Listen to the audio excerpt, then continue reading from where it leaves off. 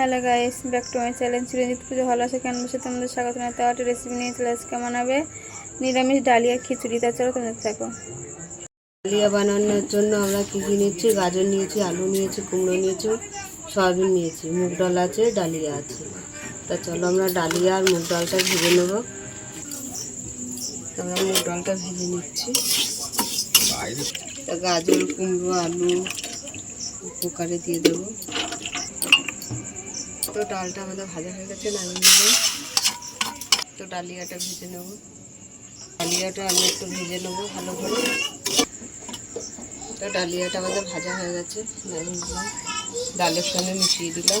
দিয়ে দিচ্ছি দুটো এলাচ আর দারচিনি দিয়ে দিলাম, 5 ফোড়ন দিয়ে দিলাম। ডালিয়াটা ডালটা ধুয়ে নিয়েছি, দিয়ে দিলাম কুকারে।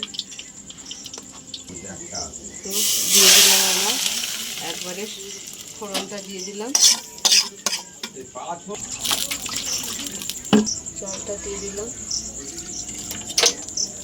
লাল গুঁড়ো লঙ্কা দিয়ে দিলাম, হলুদ দিয়ে দিলাম, কাঁচা লঙ্কা পাকা লঙ্কা মিলিয়ে দিয়ে দিলাম, মতন নুন দিয়ে দিলাম, এটা দিলাম।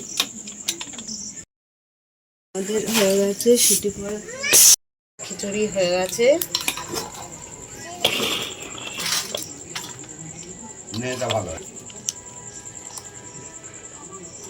আমাদের ডালিয়া খিচুড়ি হয়ে গেছে সবজি দিয়ে নিরামিষ।